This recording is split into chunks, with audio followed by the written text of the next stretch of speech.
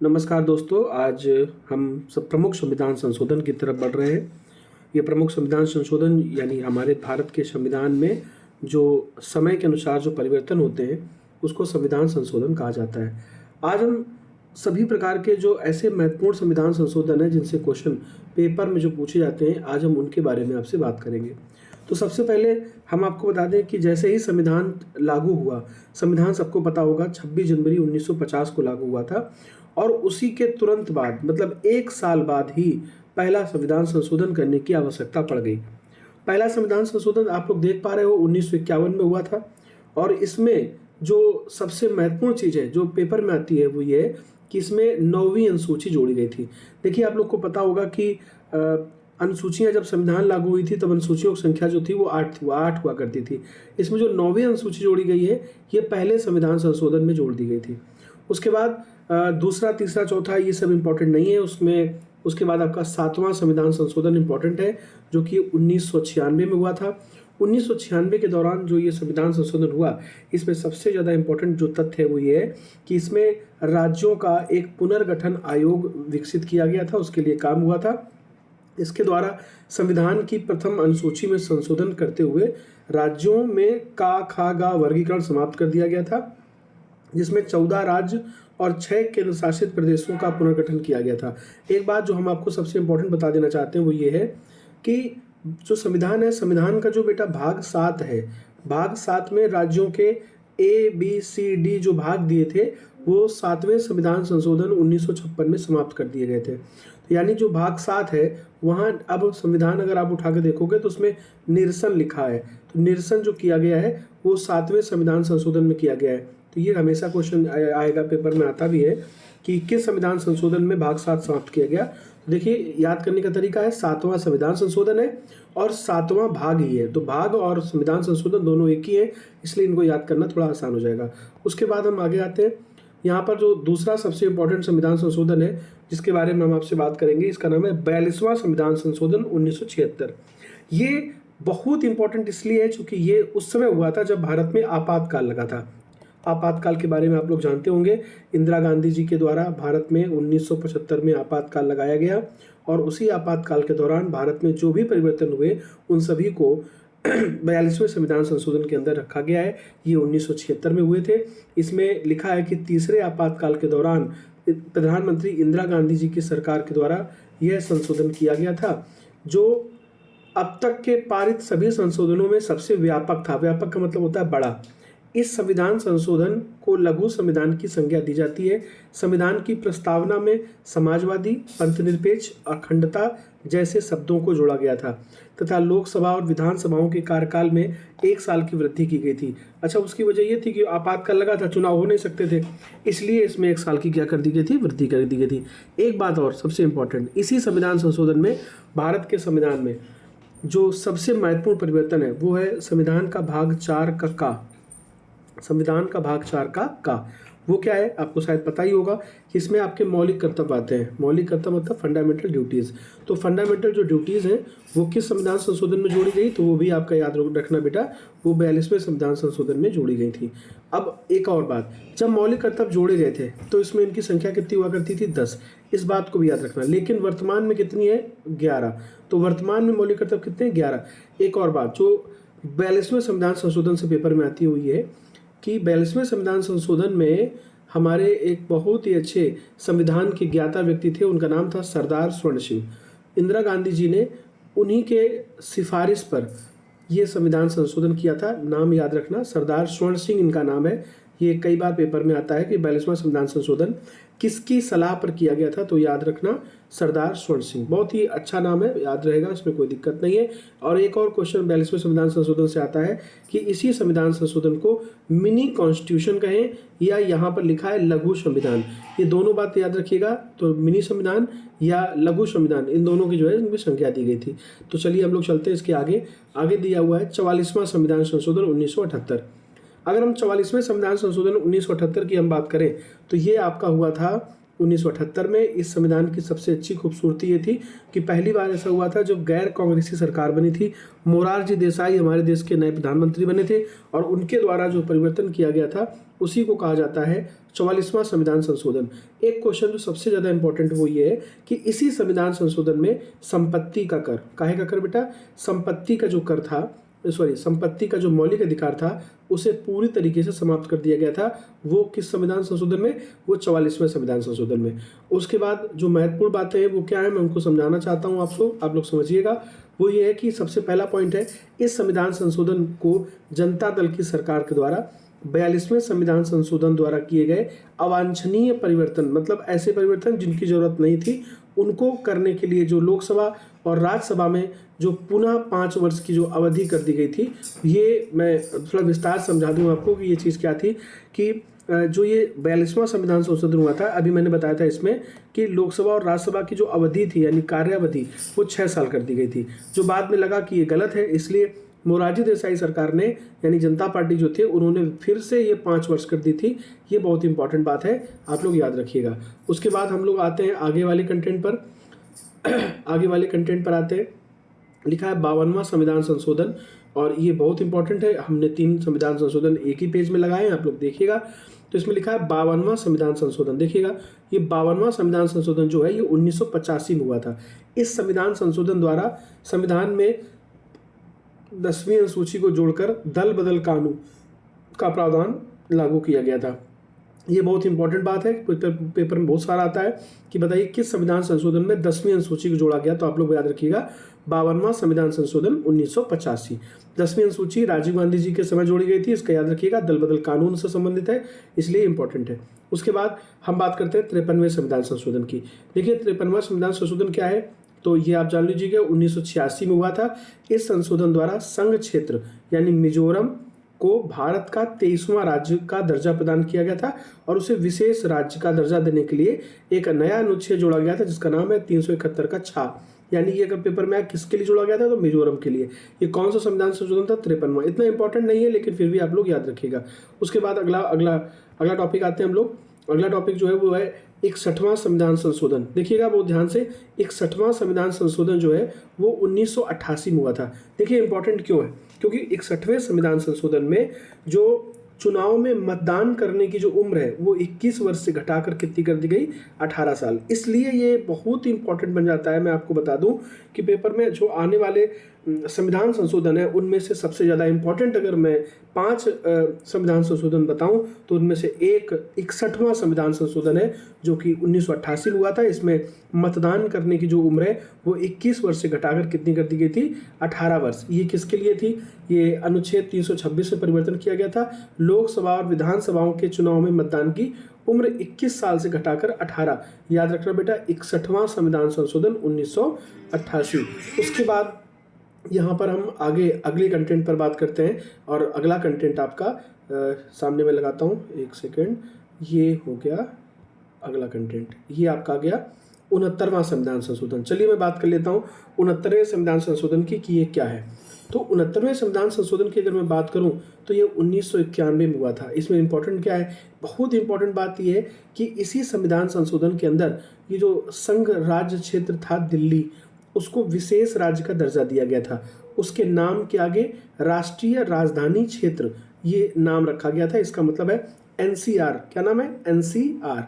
तो एनसीआर जो रखा गया है वो 69वें संविधान संशोधन 1991 में रखा गया है। तो इसलिए आप लोग याद रखिएगा। एक और बात इंपॉर्टेंट वो ये कि दिल्ली में 70 सदस्यीय विधानसभा और 7 सदस्यीय मंत्रिपरिषद का उपबंध भी इसी संविधान संशोधन के तहत किया गया है। याद रखना कि दिल्ली को एनसीआर का दर्जा किस संविधान संशोधन के तहत किया गया है, 69वें संविधान संशोधन 1991 के तहत किया गया है। उसके बाद अगले कंटेंट पर मैं बात करता हूँ। अगला कंटेंट 70वां संविधान संशोधन है। वो क्या है आप लोग देख लीजिएगा एक बार। 70वां संविधान संशोधन 1992 में हुआ था। इसमें राष्ट्रपति के निर्वाचक मंडल में दिल्ली और पुदुचेरी, देखो ये दोनों केंद्र शासित प्रदेश हैं, इन दोनों में विधानसभाएं बनाई गई थी और इन विधानसभाओं सदस्यों को शामिल भी किया गया था। वो किसमें? 70वें संविधान संशोधन में। आप लोग जानते होंगे कि राष्ट्रपति के चुनाव में सभी विधानसभाओं के सदस्य भाग लेते हैं, लेकिन दिल्ली और पुदुचेरी केंद्र शासित प्रदेश होने के बाद भी यहाँ पर विधानसभाएं बनाई गई थी, लेकिन 69वें संविधान संशोधन में उनको राष्ट्रपति के चुनाव में भाग लेने का अवसर नहीं मिला, लेकिन बाद में उन्हें दिया गया। किस संविधान संशोधन में दिया गया? तो याद रखिएगा 70वें संविधान संशोधन में दिया गया। उसके बाद 71वां संविधान संशोधन है। ये 71वां संविधान संशोधन 1992 में हुआ था। इस संविधान संशोधन में संविधान की 8वीं अनुसूची में 3 भाषाएं जोड़ी गई थी। कौन सी? कोंकणी, मणिपुरी और नेपाली। याद रखना, इसका एक याद करने का थोड़ा सा तरीका भी है। नमक कहते हैं इसको। नेपाली, मणिपुरी, कोंकणी किस संविधान संशोधन में जोड़ा गया? तो आप लोग याद रखिए 71वें संविधान संशोधन में संविधान की 8वीं अनुसूची में 3 भाषाएं जोड़ी गई थी। उनको किन किन नामों से आप जानते हैं? नमक, नमक मतलब नमक, नेपाली, मणिपुरी और कोंकणी। याद रखिएगा, इंपॉर्टेंट कंटेंट है। हम आगे चलते हैं, अगला कंटेंट आपके सामने लगाते हैं और ये है 73वां संविधान संशोधन। 73वें संविधान संशोधन की अगर हम बात करें तो ये आपका 1992 में हुआ था। बहुत इंपॉर्टेंट क्यों है? क्योंकि इस संविधान संशोधन के द्वारा संविधान में एक नया भाग जुड़ा था और वो भाग था अनुच्छेद 243 से 243 के ओ तक 11वीं अनुसूची को जोड़कर भारत में पंचायती राज व्यवस्था की स्थापना का बंद किया गया था। किस संविधान संशोधन की बात कर रहे हैं हम लोग? 73वें संविधान संशोधन की। इसलिए आप लोग इसको याद रखिएगा। इसमें 16 अनुच्छेद जोड़े गए थे, भाग 9 जोड़ा गया था और उसमें पंचायती राज व्यवस्था संबंधित है। पेपर बहुत आता है, बहुत इंपॉर्टेंट भी है कि 73वां संविधान संशोधन किससे संबंधित है। तो आप लोग बता दीजिएगा कि 73वां संविधान संशोधन पंचायती राज व्यवस्था से संबंधित है। 74वां संविधान संशोधन की अगर हम बात करें तो 1992 के तहत ये हुआ था। इस संविधान संशोधन के तहत संविधान में एक नया भाग जुड़ा, भाग 9 का अनुसूची 12 के तहत जुड़ा और 18 इसमें नए अनुच्छेद जुड़े थे। वो अनुच्छेद 243 के पी से 243 के जी तक नए जोड़कर नगर पालिका, नगर निगम, नगर परिषदों संबंधित जो गठन और संरचना संबंधित बात की गई थी वो 74वें संविधान संशोधन के तहत की गई थी। इस संविधान में नगर पालिकाओं के गठन, संरचना, निर्वाचन, सदस्यों की अर्हताएं, नगर पंचायतों की शक्तियां, प्राधिकार एवं उत्तरदायित्वों की विषय में उपबंध किए गए थे। देखो एक बहुत सरल सी बात बताते हैं हम आपको कि जब भी क्वेश्चन पूछे तो आप लोग ऐसे कर सकते हो कि 73वां संविधान संशोधन 1992 जो है वो ग्राम पंचायत संबंधित है और अगर पूछे 74वां किस संबंधित है तो वो नगर पंचायत से है। 73वां ग्राम पंचायत, 74वां नगर पंचायत। यहाँ भाग 9 जुड़ा है, यहाँ भाग 9 का जुड़ा है। दोनों बातें बहुत इंपॉर्टेंट है, दोनों बातें आप लोग ध्यान रखिएगा। उसके बाद हम लोग चलते हैं आगे की तरफ। आगे है 86वां संविधान संशोधन। ये 86वां संविधान संशोधन क्यों इंपॉर्टेंट है? क्योंकि यहाँ पर एक बहुत ही महत्वपूर्ण परिवर्तन किया गया था। वो परिवर्तन था 6 से 14 साल तक के बच्चों को अनिवार्य एवं निःशुल्क शिक्षा यानी मौलिक अधिकार का जो है एक अधिकार दिया गया है, जिससे संबंधित अनुच्छेद कौन सा जुड़ा था? अनुच्छेद 21 का, या आप इसको 21 का ए कह सकते हो। ये एक मौलिक अधिकार है, इसको शिक्षा का निःशुल्क अधिकार कहते हैं। ये 86वें संविधान संशोधन 2002 के तहत किया गया था। एक और क्वेश्चन जो इससे बहुत इंपॉर्टेंट तरीके से आता है, मैंने उसको भी यहाँ पे निर्दिष्ट किया हुआ है, आप लोग देखिएगा। वो क्वेश्चन ये कह रहा है कि ये जो 21 का ए जुड़ा गया है ये अनुच्छेद 45, बहुत ध्यान समझिए, अनुच्छेद 45 के तहत परिवर्तन किया गया था और इसी संविधान संशोधन में एक और चीज जोड़ी गई है जो मैंने अभी बताई थी आपको मौलिक कर्तव्य पढ़ाते समय कि मौलिक कर्तव्य जब जोड़े गए थे तब 10 थे, लेकिन बाद में एक मौलिक कर्तव्य और जुड़ा। वो एक कौन सा है, कहाँ जुड़ा?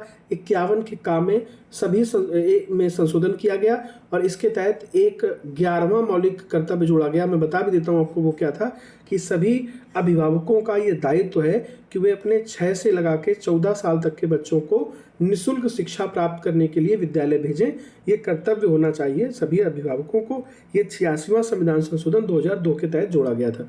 चलिए हम आगे चलते हैं और आगे हम बात करते हैं अगले संविधान संशोधन पर जो भी बहुत इंपॉर्टेंट है। ये है आपका 91वां संविधान संशोधन। ये जो 91वां संविधान संशोधन है ये 2003 में हुआ था। इसके तहत संविधान में 10वीं अनुसूची में संशोधन करते हुए दल बदल व्यवस्था को और जटिल कर दिया गया था, मतलब थोड़े नियम नए जुड़ गए थे, वो उससे संबंधित है। उसके बाद एक और सबसे इंपॉर्टेंट चीज़ क्या जुड़ी थी 91वें संविधान संशोधन में कि लोकसभा और विधानसभा की कुल सदस्य संख्या का केवल 15% अधिक लोग जो है मंत्री परिषद में नहीं बन सकते। याद रखिएगा, मतलब मेरा कहने का ये है कि लोकसभा और विधानसभा की कुल सदस्य संख्या का 15% से अधिक मंत्रिपरिषद नहीं होगी। ऐसा होता था कि जो पुराने समय में क्या होता था कि जैसे मान लीजिए 60 सांसद जीते किसी पार्टी के, और उसने क्या किया कि 40 को मंत्री बना दिया, तो मंत्री बनाने से कहीं ना कहीं राजस्व का नुकसान होता है। इसलिए ये संविधान संशोधन किया गया था कि मंत्री परिषद कम से कम बने। तो ये अब किसी भी, चाहे विधानसभा हो चाहे लोकसभा हो, इन दोनों की केवल 15% सदस्य ही मंत्री बन सकते हैं और इससे ज़्यादा नहीं। ये किस संविधान संशोधन में किया गया था? 91वें संविधान संशोधन के तहत। ये इंपॉर्टेंट बात है, इसको एक बार देखिएगा। उसके बाद हम बात करते हैं 100वें संविधान संशोधन की, जो इम्पोर्टेंट है वो है 2015 में हुआ था। इस संविधान संशोधन के तहत बांग्लादेश और भारत के बीच में भूमि समझौता हुआ था। बेटा याद रखिएगा, कह सकते हैं 100वां संविधान संशोधन, यानी बांग्लादेश और भारत के बीच में जो भूमि समझौता हुआ है। बाकी कंटेंट में लिखा हुआ है, आप लोग पूरा पढ़ लीजिएगा कि इसमें क्या है, लेकिन जो शॉर्टकट है, जो याद करने में आसानी रहेगी, वो ये है कि 100वां संविधान संशोधन भारत और बांग्लादेश से संबंधित है, इसलिए आप लोग याद रखिएगा। उसके बाद हम लोग अगले कंटेंट पर बात करते हैं और अगला कंटेंट आपके सामने लगाते हैं 101वां संविधान संशोधन। बहुत इंपॉर्टेंट इसलिए है क्योंकि इसमें एक बहुत अच्छा उपबंध जोड़ा गया था जिसका नाम है जीएसटी। सबसे पहले दो बातें याद रखिएगा। पहली बात ये कि 101वां संविधान संशोधन हुआ कब? तो 2016 में हुआ। इसमें क्या नई चीज़ जुड़ी है? वो जीएसटी। जीएसटी मतलब गुड्स एंड सर्विस टैक्स। ये वस्तुओं एवं सेवाओं पर समान करारोपण के लिए लाए जाने वाला एक जीएसटी, एक टैक्स है। ये 122वें संविधान संशोधन विधेयक। देखिए एक बात बता दें मैं आपको कि प्रत्येक संविधान संशोधन विधेयक कभी संविधान संशोधन अधिनियम नहीं बनता। मतलब कई संविधान संशोधन विधेयक लाए गए इसके पहले भी, लेकिन वो पास नहीं हो पाए। मतलब 122वें संविधान संशोधन विधेयक के द्वारा 101वां संविधान संशोधन अधिनियम हुआ है, इस बात को याद रखिएगा। बाकी इसका जो डिटेल है वो मैंने यहाँ पे दे दिया है कि 3 अगस्त को राज्यसभा, 8 अगस्त को लोकसभा, 16 राज्यों विधानसभा वगैरह वगैरह, हमने सारी चीज़ें दे दी, आप लोग याद रखिएगा। उसके बाद मैंने ये भी लिखा है कि 1 जुलाई 2017 को, यानी हमारा जो जीएसटी है वो हमेशा के लिए भारत में लागू हो गया। चलिए हम अगले कंटेंट पर आते हैं। 102वां संविधान संशोधन आपके सामने लगाते हैं।